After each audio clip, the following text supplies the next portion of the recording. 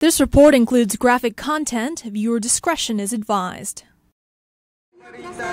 The heart of Japan's electronics district, the world's games of tomorrow on sale today. On shelves in mainstream stores, plenty of what's known here as hentai games. Almost all feature girlish-looking characters. Some are violent, depicting rape, torture, and bondage in detail. Didn't take long to find a game where the object is revenge. Find and rape the woman who fired the player from his imaginary job. Most of this game we cannot show you. Hentai games are not new for Japan. This country has long produced products the rest of the world would call pornographic. But before the internet shrunk the world, it stayed here. A quick web search generates hundreds of Japanese games. Once a game goes on sale in Tokyo, it's digitized and shared everywhere. This one, called RapeLay, begins with a teenage girl on a subway platform. With a click of your mouse, you can grope her and lift her skirt. You, the player, stalk her, her sister, and her mother, following them on the train.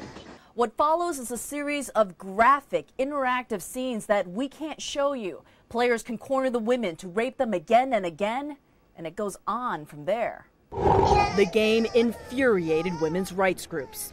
These sort of games that normalize extreme sexual violence against women and girls have really no place in our communities.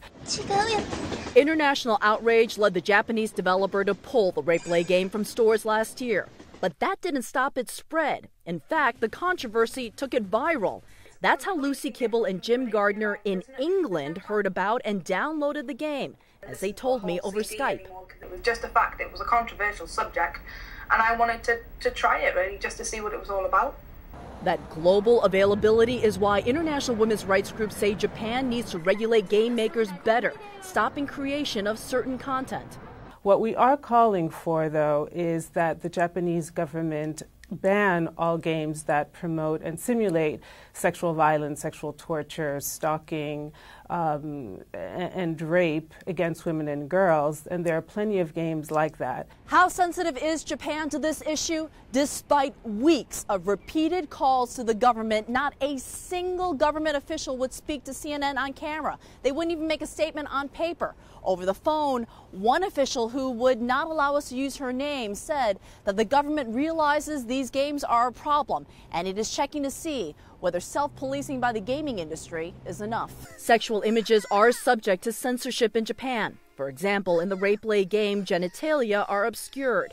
But Japan does not have laws that restrict video game themes. Did you feel offended as a woman? No, not at all. Lucy and Jim point out it is easy to find shoot-'em-up games, which no one seems to worry about. It's escapism. That's why people play it. So the idea of banning it or telling people what they can and can't do just because on the off chance some kid might get involved in it is just ridiculous. But women's rights groups say the interactive games step closer and closer to reality, and no one should play a game where the only way to win is to rape. Kyung-la, CNN, Tokyo.